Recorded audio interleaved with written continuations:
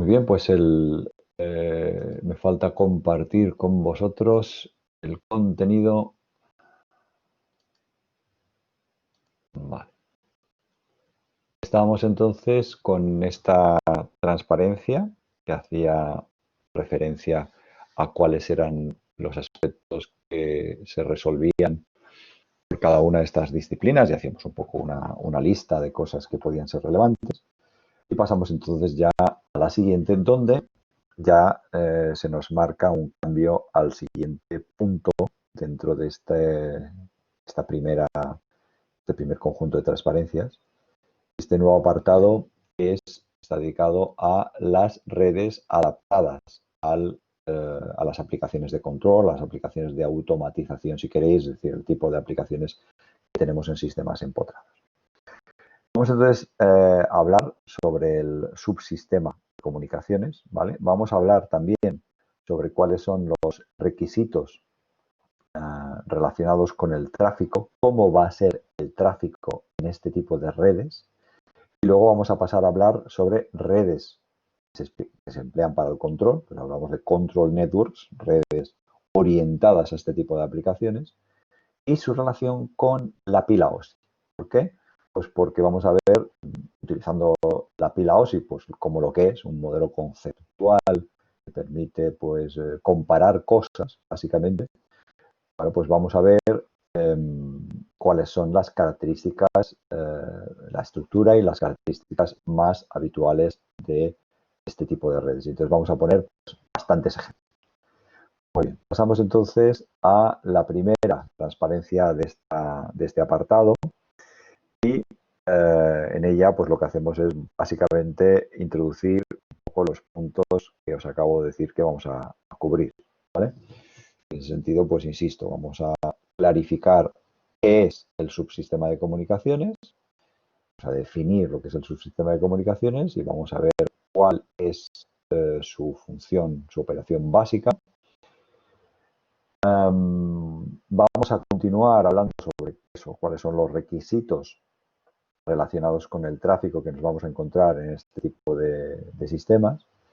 Y luego vamos a ver cuál es la adaptación habitual del modelo OSI a estos sistemas. La adaptación del modelo OSI. Es decir, que no vamos a, típicamente en estos sistemas, poder distinguir todas y cada una de las capas del modelo OSI, sino que típicamente vamos a adaptar. Vamos a hacer algunos cambios en el modelo OSI para que vayan mejor para las características de este tipo de sistemas, de este tipo de redes orientadas al control. Y para cada una de estas capas del modelo OSI que nos van a quedar, vamos a describir algunas características típicas de este tipo de sistemas, ¿vale? Entonces vamos a poner ejemplos, vamos a ver, bueno, pues hay este mecanismo en esta capa, este otro mecanismo en esta capa, etcétera, etcétera, y vamos a ir viendo pues un poco también la justificación de por qué son de esta manera esos protocolos a los diferentes niveles de la pila OSI para funcionar mejor en este tipo de aplicación. Muy bien, pues empezamos como estaba prometido hablando sobre el subsistema de comunicaciones, ¿no? Este subsistema de comunicaciones, para identificarlo, lo primero de todo es empezar hablando de lo que tenemos en los nodos, ¿no? ¿Qué hay en un nodo? Bueno, pues en un nodo, un nodo incluye por lo menos dos componentes, ¿no? Lo que sería el controlador de comunicaciones local y lo que sería el computador, ¿vale? Este es el que todos esperabais que tuviéramos. Estamos hablando de un sistema embarcado, de un sistema empotrado, y habíamos dicho que era un sistema de cómputo que iba a servir para realizar determinado tipo de operaciones de automatización, de control. Por lo tanto, sabíamos que iba a haber esto. En realidad podría haber otras cosas, podría haber cualquier otro tipo de dispositivo capaz de, digamos, realizar operaciones de control.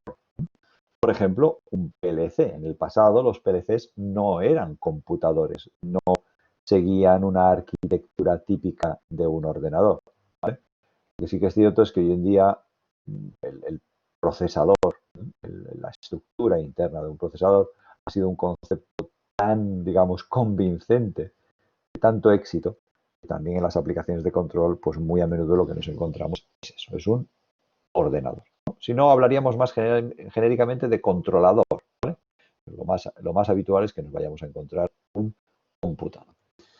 Muy bien, pues ese es el que esperábamos, pero luego también vamos a tener un controlador de comunicación. ¿Vale? Un controlador de comunicación. Y ese controlador de comunicaciones va a ser el encargado de implementar determinadas partes, si queréis, de los protocolos, ahora veremos cuáles, de los protocolos para conseguir que se puedan enviar mensajes y recibir mensajes. ¿Vale? Implementación de los protocolos para la transmisión y recepción. Muy bien. Y en medio tenemos lo que llamaremos el Communication Network Interface, la interfaz entre la interfaz entre las comunicaciones y la red o algo parecido. Es la interfaz entre el computador, ¿vale? Y el controlador de comunicaciones. Esta interfaz, este CNI, está localizado al nivel de transporte de la pila ósea. Al nivel de transporte de la pila ósea. ¿Vale? Luego veremos la pila OSI. ¿Alguno de vosotros no ha hecho ningún curso en el que le hayan hablado de la pila OSI? Vale, pues el silencio lo interpreto como que todos habéis visto a la pila OSI en algún momento. Tú. Vale. ¿Y has oído hablar de ello en algún momento?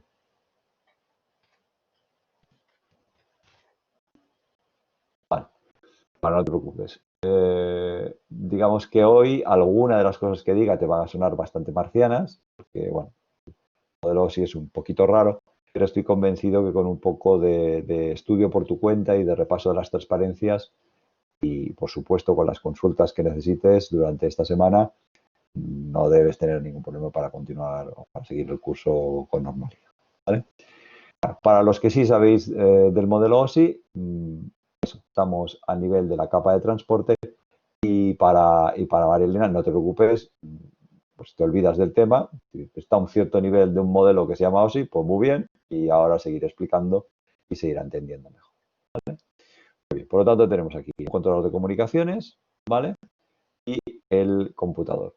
¿Cómo es la comunicación en la práctica? Porque esto es una separación bastante abstracta, ¿no?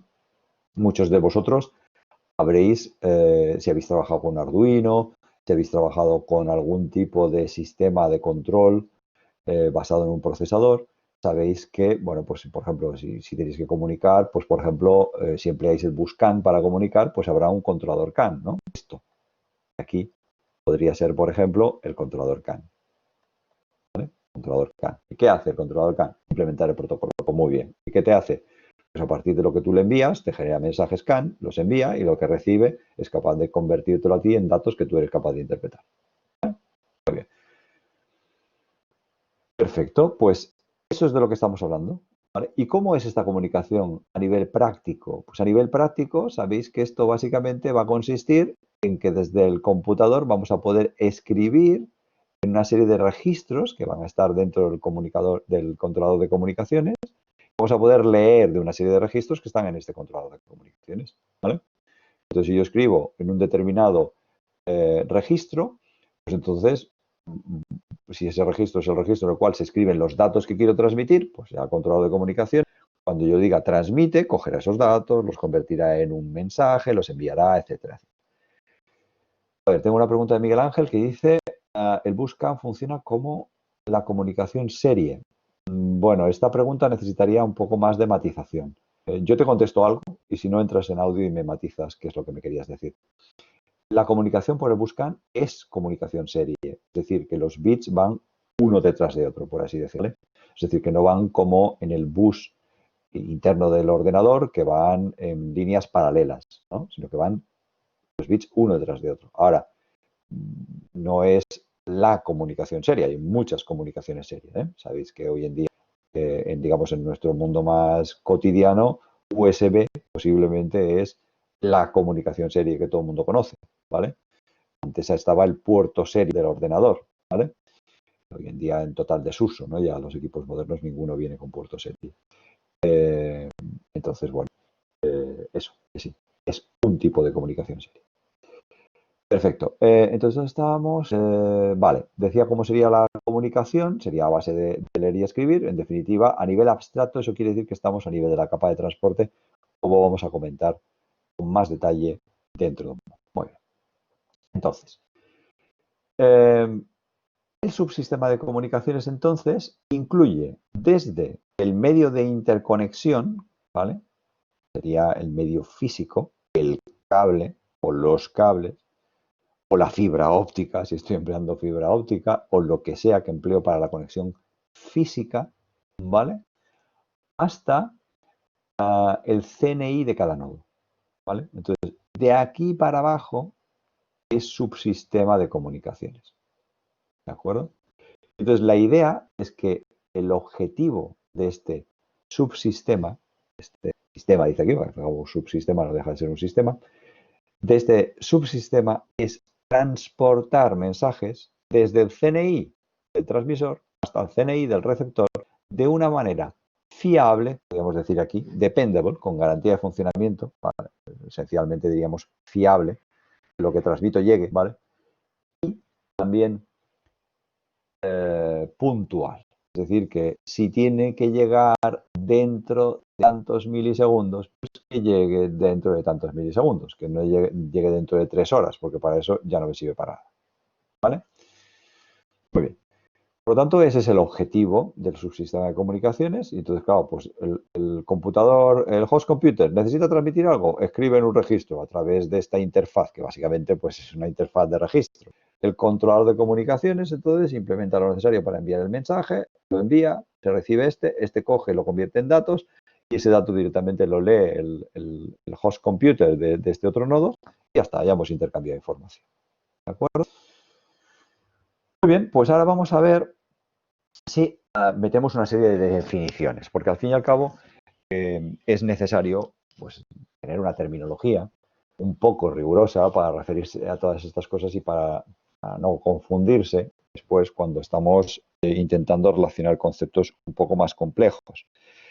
Lo primero que os tengo que decir entonces, ahora que vamos a meternos en definiciones y en terminología, es que esto va a ser una terminología, no la terminología. Dicho de otra manera, si leéis literatura, estas cuestiones, pues podéis encontrar otras terminologías. De hecho, los que ya sabéis bastante de estas cosas, sabréis muy bien que es costumbre habitual entre la gente que se dedica a las comunicaciones reinventarse los términos cada vez. Entonces, cada vez que hay una red nueva, pues Ethernet tiene su terminología, el Buscani tiene su terminología. Algunos términos es normal que sean distintos porque los conceptos son realmente distintos, pero otros términos son distintos a pesar de que el concepto es el mismo que se empleaba en la otra red, ¿vale? Entonces, eso, que sepáis que os podéis encontrar con bastante diversidad, a veces un poco gratuita, todo hay que decir.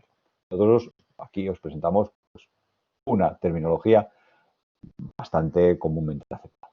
Lo primero de todo, entonces, en esta definición, si queréis, de conceptos e introducción de términos adecuados para cada uno de ellos, hablamos entonces de intercambio de mensajes. Intercambio de mensajes como el mecanismo que usan los nodos para interaccionar entre ellos, ¿no? Pues decía antes, es decir, para interaccionar, los nodos estos tienen que coordinarse para hacer una cosa entre todos y tal y cual. ¿Cómo hacen eso? Intercambiando mensajes. ¿Por qué? Porque es que es lo único que pueden hacer, intercambiar mensajes, ¿vale? Entonces, ¿qué es un mensaje? Un mensaje es una unidad de información, queremos que sea transmitida en un momento determinado desde un proceso que transmite. El proceso no tiene por qué ser el procesador, puede ser un proceso que se está ejecutando en el procesador. El sentido más estricto es un proceso que se está ejecutando dentro del procesador, dentro del controlador, host computer, como quiera que lo queráis llamar. ¿Vale? A uno o a más receptores. Esto es importante para este tipo de aplicaciones. Va a ser muy habitual que quien tiene que recibir es más de uno. ¿Vale? Quien tiene que recibir es más de uno. ¿Por qué? Pues porque los datos que empleo pueden ser útiles para varias personas. Esto es un poco diferente de las comunicaciones de datos. En las comunicaciones de datos estamos acostumbrados a que la comunicación va de un transmisor a un receptor. Aquí puede ser típicamente más de un receptor el interesado en recibir esta pieza de información. Entonces, ¿qué es esto? Pues es una unidad de información que va a pasar de uno a otro. Ojo, este mensaje contiene tanto los datos propiamente dichos, que son los datos que yo quería enviar, ejemplo típico, el valor de un sensor. ¿Vale? El dato que yo quiero a lo mejor enviar a otros puede ser el valor de un sensor. Bueno, pues ¿cuál es el dato? Pues el valor de ese sensor, de la temperatura, pues la lectura de la temperatura. Eso es un sensor relativamente complejo, como es un sensor de temperatura que necesita múltiples bits para indicar su estado. Pero hay otros sensores que simplemente estoy en on o estoy en off. Eso es un bit, ¿vale? Por lo tanto, el dato es un bit, on, off, ya está. Muy bien, pues este mensaje contiene tanto los datos, que puede ser ese bit, que pueden ser esos bits que me dan el valor de la temperatura, como la información de control. ¿Y qué es esto de la información de control? La información de control es información que hace falta para que los datos puedan ser transmitidos correctamente. ¿Vale? Es claro, yo solo quería transmitir, yo solo quería que tú supieras el valor de la temperatura de mi sensor. Pero ostras, para hacer eso he tenido que construir ese mensaje. Y ese mensaje tiene que llegarte. Para que te llegue, puede ser que yo tenga que añadirle información. ¿Cuál es esa información que yo le añado? Ya no es el dato, ya no es la temperatura. Es información que llamamos información de control, como puede ser quién envía la información y quién la recibe.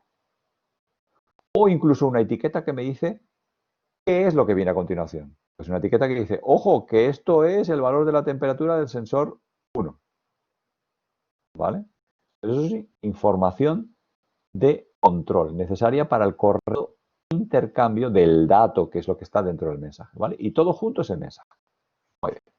Conceptos entonces fundamentales para entender lo que viene a continuación. Seguimos. Una transacción de red es la secuencia de acciones dentro del sistema de comunicación o el subsistema de comunicación que hace falta para conseguir la transferencia efectiva de un mensaje de datos, o de los datos de un mensaje. ¿Vale? De los datos de un mensaje. Muy bien, y es que claro, para poder enviar, pues voy a tener que hacer una serie de acciones, bastantes acciones. Hablaremos de esto ampliamente cuando vayamos viendo los detalles de diferentes protocolos. ¿Vale? Pero claro, el mensaje, pues eso, hay que enviarlo y hay que hacer una serie de cosas. Eso sería una transacción de la red. ¿Vale?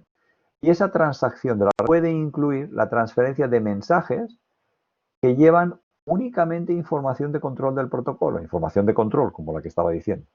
¿Vale? Y estos se llaman mensajes de control.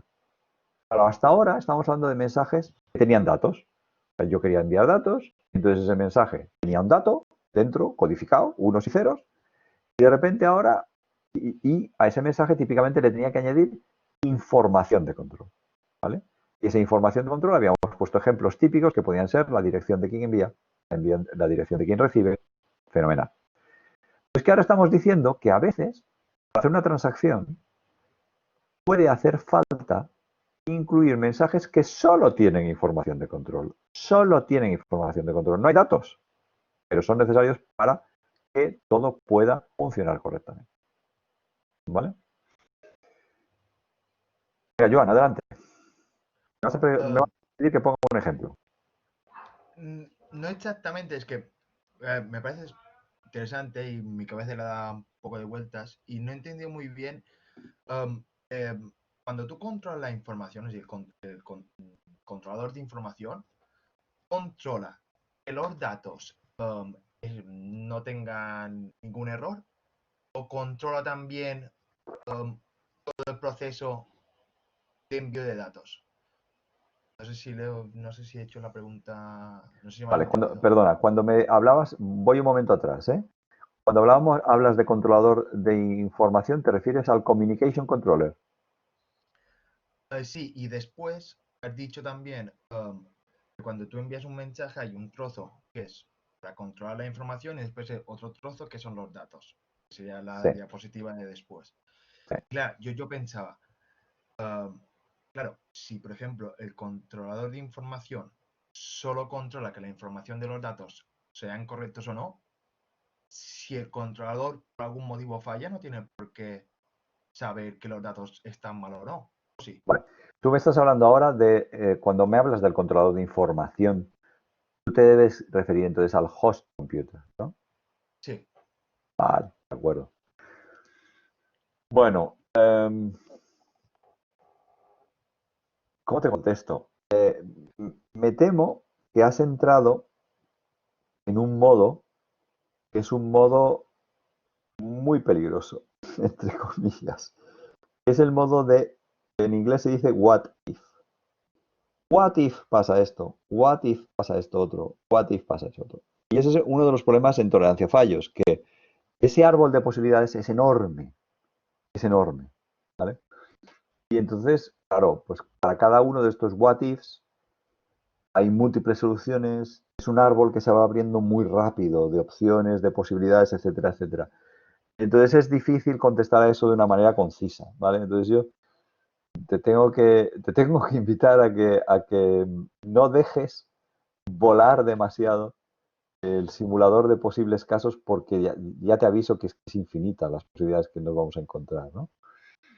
Entonces, bueno, contestando un poco, intentando contestar un poco con más detalle a lo que me estás preguntando, si yo lo he entendido bien, ¿eh? Yo te diría que, en principio, en este planteamiento, que es un planteamiento básico, el host computer lo único que hace es enviar datos y confía 100% en el subsistema de comunicaciones para que lo haga, ¿vale? Suelen poner estos símiles típicos del cartero y todos por eso. Tú simplemente escribes tu carta. ¿Y qué hace? La pones en un buzón. Entonces, una vez que está en el buzón, hay alguien que viene a buscarla. Hay alguien que se preocupa de mirar la dirección.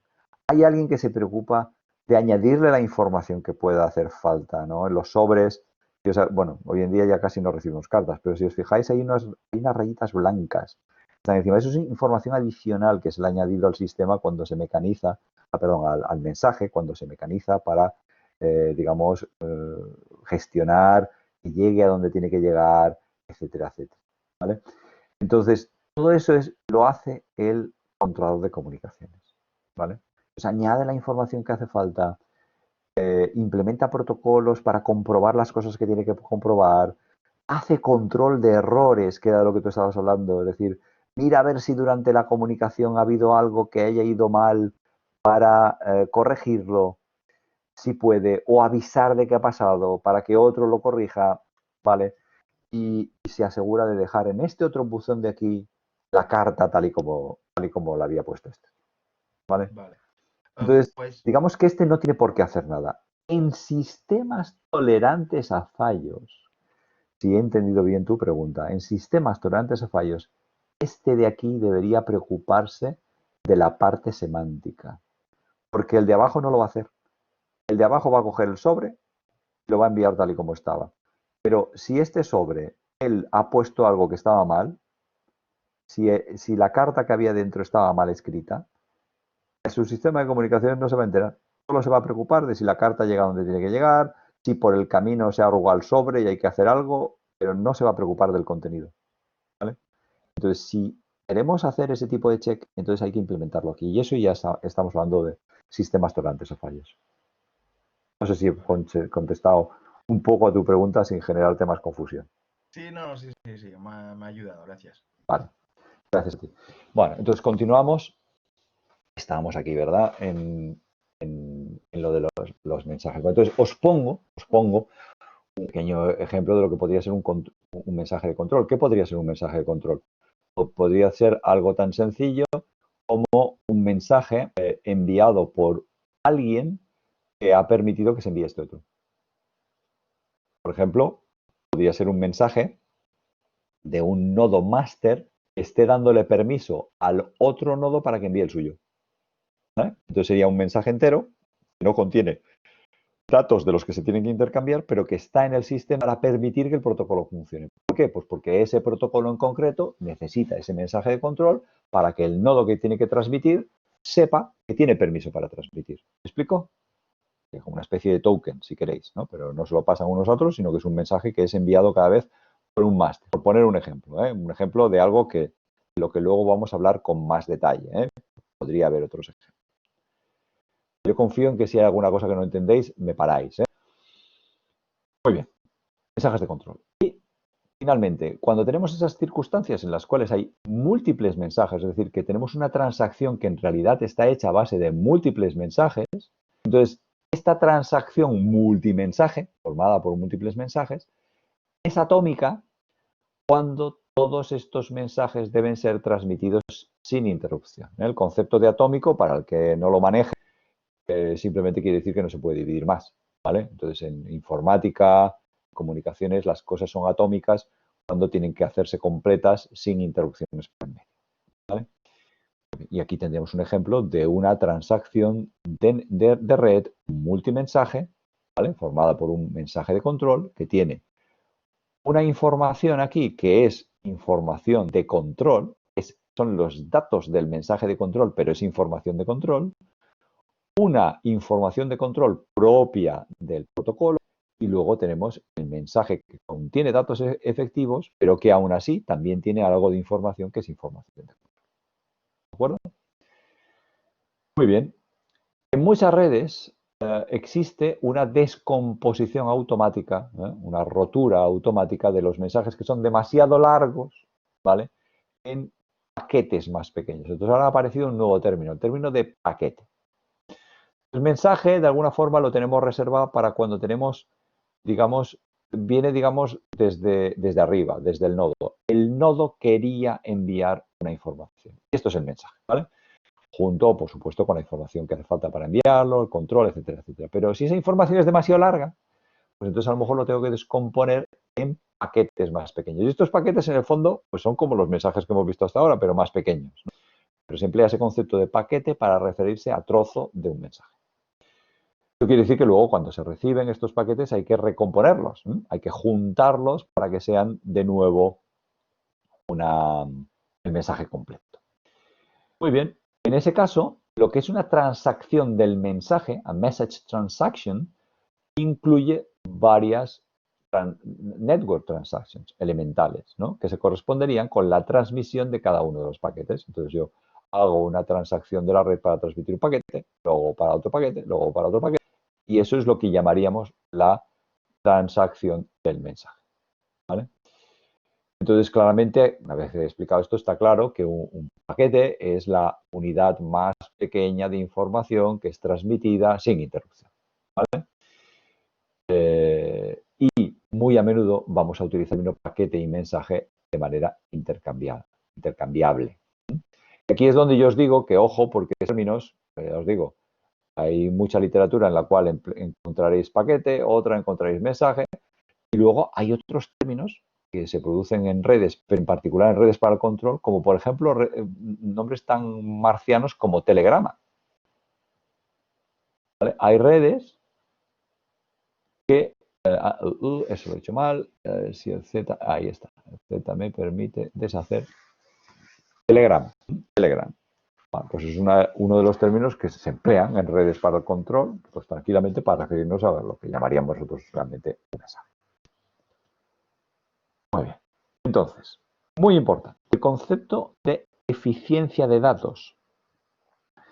La eficiencia de datos de un protocolo de red está definida como el cociente entre el tiempo necesario para transmitir los datos efectivos, los bits de datos efectivos, y el tiempo total que dura la transacción. Fijaros, la data efficiency es el tiempo de transmisión de los datos efectivos, los datos de verdad, el valor del sensor de temperatura, dividido por la duración de la transacción, ¿vale?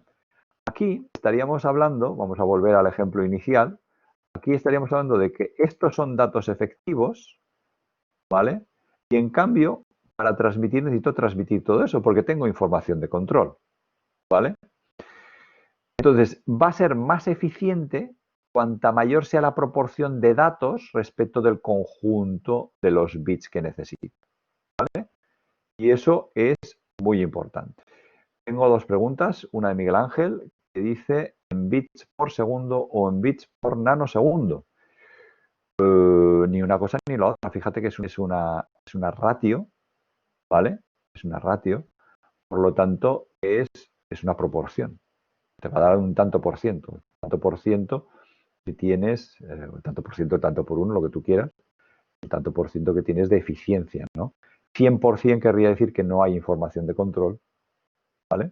Y que no hay ninguna fase previa rara en la cual tengas instantes de espera, delays que tengas que esperar antes de ponerte a transmitir, etcétera, etcétera. Entonces sería 100% de eficiencia, ¿vale? Porque todo lo que transmite son datos, pero si, por ejemplo, esto fuera la mitad, sería 50%. Creo que he contestado tu pregunta. Y tengo la mano levantada de Luis. Luis, por favor, adelante. cuando quieras. Creo que es lo que acabas de explicar hace un momentito de si los datos bueno, si la información de control entra o no en el cómputo del ratio de eficiencia. Entra, pero para mal, ¿vale? O sea, lo único que tienes en el denominador, en el numerador es esto, ¿vale? Y en el denominador tienes todo esto, ¿vale? Más otras cosas que puede haber por aquí, ¿eh? A lo mejor retardos y cosas por el estilo. ¿Ok? ¿Explicado? Sí, vale. Vale. De todas maneras, y los datos, si la información de control es necesaria para la correcta interpretación del dato, o sea, me parece un poco arbitrario definirlo de esta manera, pero vamos. No, a ver, no. Yo creo que si me permites, yo creo que lo que quieres decir es que es inevitable que no tengamos una eficiencia del 100%, ¿vale? Pero yo puedo diseñar mi sistema con mayor o menor eficiencia y vamos a verlo dentro de un rato, ¿vale? Por ejemplo, en datos, en transmisión de datos, es habitual que haya un montón de información de control. Muchos de vosotros, no todos, pero muchos de vosotros conocéis la especificación de los paquetes o de los mensajes Ethernet. Y sabéis que hay mucha información de control. Hay muchos campos antes de que lleguen los datos que son información de control. ¿Vale? Muy bien. ¿Pero qué es lo que pasa? En Ethernet hay muchos datos en cada mensaje. Porque es transmisión de datos. Entonces yo estoy transmitiendo un vídeo. Pues imagínate, podría meter ahí todos los bytes que me diera la gana. Tengo bytes para dar y vender. Tengo que transmitir un montón de bytes. ¿Vale? Entonces, bueno, pues yo tengo que la parte de datos es muy grande. ¿Hay mucha información de control? Perfecto, porque a cambio hay mucha información de datos, con lo cual no estoy perdiendo mucho el rato. Y como tú decías, si esto hay que enviarlo, pues hay que enviarlo, ¿vale? Bueno, pero es que en las aplicaciones de control esto se vuelve mucho más crítico. ¿Por qué? Porque los datos son pequeños. Porque los datos son pequeños. Porque fijaros que yo antes he hablado del valor del sensor de temperatura 1. Es que a veces es que ese es el único sensor que tengo. Ese nodo no tiene que transmitir nada más. Es que es lo que tengo y lo tengo que enviar. Entonces tengo aquí 8 tristes bits. Resulta que estos 8 tristes bits, si yo los transmito por Ethernet, aquí delante de esto van pues 500.000 bits. Entonces, para 8 bits tengo que transmitir no sé cuántos. Entonces, lo que ocurre es que en este tipo de comunicaciones se buscan maneras de reducir la información de control. Las hay. Las hay. ¿Vale? Entonces, si reduzco la información de control, aunque mis datos sean pequeños, pues mantengo una proporción razonable y no estoy esperando pues 1000 horas a transmitir 1000 bits de control para que luego pueda yo transmitir mis 8 tristes bits. ¿Me explico? Vale, pues continuamos entonces ahí donde estábamos. Estamos en la data efficiency y bueno, básicamente el mensaje está claro, ¿no? Cuanto más pequeño es el tamaño de los datos por transacción, la eficiencia es más pequeña. Y esto es lo que pasa en las aplicaciones de control. Y por eso en estas aplicaciones los protocolos tienden a buscar la reducción de la información de control. La reducción de la información de control. ¿Vale? Y en algunos casos se puede llegar a una reducción importantísima, como comentaremos no dentro de un rato, sino ya en la próxima sesión, me temo. Exactamente, sí, es un ratio porque todo es tiempo. Sí, muy bien. Seguimos entonces. Bien, muy importante. Muy importante. Una transparencia muy importante. Marcárosla bien.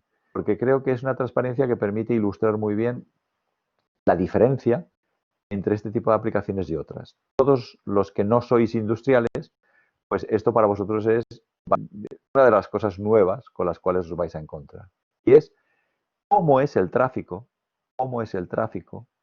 en este tipo de redes, a diferencia de las redes de datos. Entiendo que la mayor parte de vosotros sí que conocéis un poco o mucho de redes de datos, pero a lo mejor de estas redes conocéis menos. Entonces, lo primero para ver la diferencia es precisamente analizar el tráfico. ¿Cómo es el tráfico? Vale. ¿Cómo es el tráfico en las redes de datos? Las redes de datos puras y duras. Pues típicamente es tráfico en el cual tenemos gran cantidad de datos, un mogollón de datos, ¿vale? Y que lo que interesa es que lleguen cuantos más, mejor, en el menor tiempo posible. Es decir, que todo es relativamente best effort.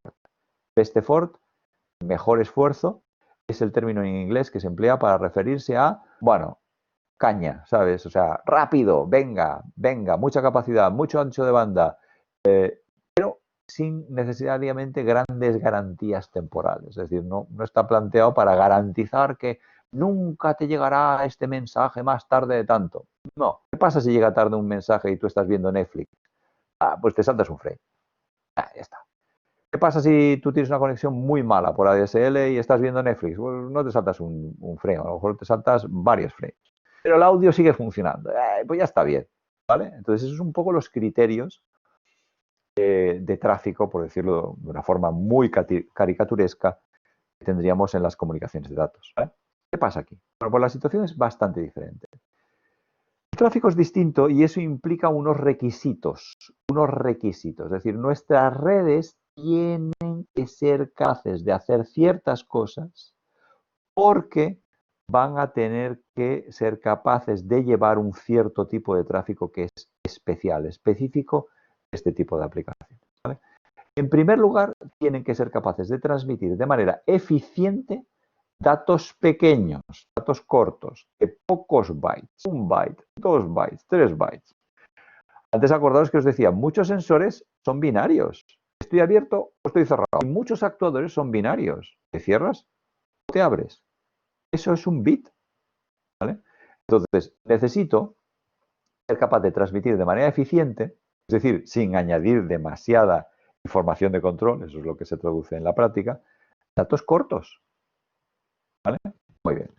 Segundo requisito relacionado con el tráfico. Tengo que ser capaz de transmitir tráfico periódico. Esto sería lo mismo. Es decir, el tráfico es periódico, el requisito relacionado con el tráfico es ser capaz de transmitir tráfico periódico. ¿Por qué? Porque el tráfico periódico es súper importante en estas aplicaciones. ¿Qué hago? Monitorizo. ¿Cómo monitorizo? Periódicamente. Cada segundo. Cada 100 milisegundos. Lo que sea. Con un periodo. ¿Vale? Lo mismo para hacer control. El control, la regulación automática, los industriales estáis muy acostumbrados a este término, otros aquí a lo mejor menos, pero bueno, el control, la regulación automática, lo que se llama el control con realimentación, esto es yo le envío a una habitación una consigna para que el radiador abra tanto la válvula, tal, el fan coil te deje pasar más o menos aire caliente, lo que sea. Y luego, ¿qué hago? Miro el valor de la temperatura de la habitación. ¿Y qué hago? En función de lo que obtengo y de lo que yo quiero conseguir, porque hay un tío que ha puesto allí en la pared, quiero 21 grados. Muy bien. Pues en función de lo que ha dicho ese tío y de lo que yo observo en la habitación, digo, pues tengo que dar más aire caliente o ya me pasa y tengo que dar menos aire caliente, ¿no? ¿Cómo hago eso? Periódicamente. Muestreo periódicamente el valor del sensor de temperatura. Por lo tanto, esto es muy importante. Además, voy a tener periodos cortos, porque muchas de estas aplicaciones necesitan que yo reaccione relativamente rápido. Entonces, yo no voy a estar esperando 1 hora a mirar el valor de la temperatura de la habitación, porque a lo mejor yo ya me he muerto de calor, ya me he congelado de frío. Entonces, tengo que muestrear con una cierta frecuencia, es decir, con un periodo corto, del orden de los milisegundos, el orden de magnitud de los milisegundos. Y muy importante, con un jitter bajo, low jitter. ¿Qué es esto del jitter? Jitter es un concepto nuevo para la mayoría de vosotros y que va a ser fundamental en este tipo de sistemas. Jitter es variación de tiempo. Es incertidumbre, si quieres. ¿Y de qué nos está hablando? Nos está diciendo que muchos sistemas, pues, imaginaros, el procesador que está muestreando, pues internamente está haciendo otras cosas, ¿no? Entonces, si está haciendo otras cosas, a lo mejor resulta que no está atendiendo al muestreado del sensor siempre exactamente en el instante que toca, sino que a veces le pilla haciendo otra cosa. Entonces, acaba de hacer esa cosa y se va a hacer esto, ¿vale? O entro en la red, ¿vale? Entro en la red y resulta que hay otros mensajes transmitiéndose. Entonces, claro, yo quería transmitir en el instante que me tocaba. Que transmitir periódicamente, yo quería que transmitir en el instante que me tocaba. Pero, ostras, cuando he querido transmitir, la red estaba ocupada. Entonces, ¿qué ocurre? Que esa transmisión se ha visto retrasada. En cambio, más tarde, vuelvo a querer transmitir y resulta que el canal está libre para mí. Entonces, ¿qué ocurre? Pues que transmito en el instante que tocaba. ¿Eso qué provoca? Una variación temporal. A veces recibo ese mensaje cuando toca, a veces recibo ese mensaje cuando no toca, es decir, más tarde, ¿vale? Muy bien. Queremos que haya bajo jitter. Si hay mucho jitter, si hay mucha variación, el sistema se vuelve loco. Porque fijaros que el controlador que va a haber aquí está diseñado para recibir las cosas cuando toca y con una cierta tolerancia. Si yo tengo un jitter enorme, el controlador se vuelve loco porque dice, reacciona suponiendo que ese es el valor de la habitación hace tantos milisegundos. Resulta que no, ese es el valor de la habitación hace mucho más tiempo, porque el mensaje se ha retrasado. ¿Me explico? Por lo tanto, el controlador lo tiene más difícil para hacer un control fino, para mantener la temperatura de la habitación muy estable. Cuando digo, siempre pongo el ejemplo de la temperatura porque es el más sencillo, pero también podemos estar hablando del control de las ruedas o de la orientación de las ruedas en un coche que va controlado electrónicamente desde el volante. Para hacer eso de una forma fina, necesito un jitter bajo. Volveremos sobre este concepto más adelante. Queremos también ser capaces de transmitir de manera rápida, en milisegundos, peticiones de tipo aperiódico. Esto no es periódico, esto no está ocurriendo continuamente. Ocurre a veces. El ejemplo típico es una alarma. Hay un nodo que me dice, oye, que me ha pasado tal cosa. Esto no lo está enviando periódicamente. Simplemente cuando le pasa, lo envía. ¿Qué queremos? Que se transmita rápido. Es una alarma. No queremos estar esperando 2 horas a recibir el valor, los valores de un mensaje que contiene una alarma. ¿Vale? Tenemos también que ser capaces de transmitir datos que no tienen ningún tipo de restricción de tiempo real. Es decir, que me da igual, que no necesito garantizar nada. Los ejemplos típicos son datos de configuración. Muchas de estas redes se emplean para programar el propio sistema, por ejemplo en KNX. Entonces, en KNX, la red se emplea durante el funcionamiento para enviar mensajes que son de control, pero de control del sistema, no del control del protocolo, de control del sistema, de automatización de tu casa. Pero también se emplea la misma red para programar los nodos. ¿Vale? Pues cuando estoy programando no tengo requisitos de tiempo real. Me da igual si estoy 3 minutos programando. ¿Vale? Entonces, aquí no me preocupa. Hasta que no haya terminado de programar, no empezaré a funcionar con el sistema. Por lo tanto, puedo esperar si se retrasa unos segundos. ¿Vale? Y finalmente, tengo que ser capaz de hacer multicasting. ¿Os acordáis que hace un rato he dicho que muy a menudo estos sistemas necesitan transmitir a múltiples nodos, que no les basta con transmitir a uno? Vale, pues eso es multicasting, ¿vale? Unicast, enviar a un único nodo. Unicast. Multicast, enviar a varios nodos. Broadcast, enviar a todos los nodos. Bueno, pues en este tipo de aplicaciones es muy habitual que tengamos multicast, ¿vale? En aplicaciones de datos es más habitual encontrarme con el unicast de un nodo a otro, ¿vale? ¿Tenéis clase ahora? ¿Tenéis clase ahora? Yo no. Nadie tiene clase. Vale. Pues entonces la tentación de seguir castigándoos es muy grande, pero voy a reprimirme por ser solo el segundo día de clase. Os voy a dejar ir, pero por lo menos no os tengo que pedir disculpas por haberos pisado en la clase. Sí. ¿Alguna pregunta para acabar o damos esto por acabado? De mi parte, nada. Vale. Pues entonces damos... Quería preguntar, ¿Dime? solamente una cosita. El Sí. tema de la transmisión rápida de alarmas, ¿eso entraría en un tema de gestión de tráfico? ¿Cómo lo harías?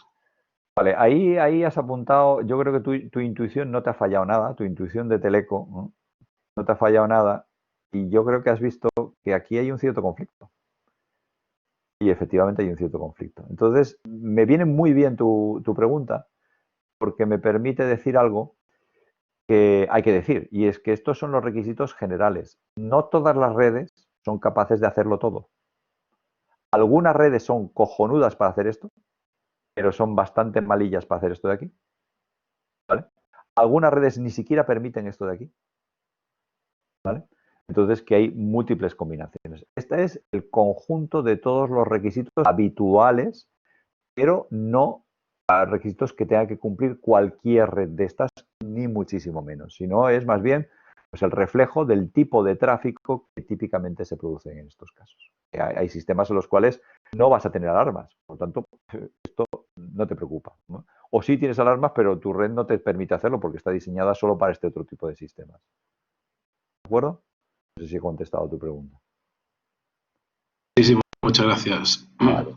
Pues nada, damos oficialmente por inaugurado el fin de semana y bueno, que podáis descansar un poco y nos vemos el martes que viene. Hasta luego a todos. Muchas gracias. Julián, ¿te importaría quedarte 10 minutitos? Sí, vamos a Para hacer una hablar del cosa. modelo OSI. Sí, voy a cerrar la grabación, ¿vale? Y hablamos un Vale. momento de eso. ¿Vale? Muy bien. Muy bien. Hasta luego. Hasta luego.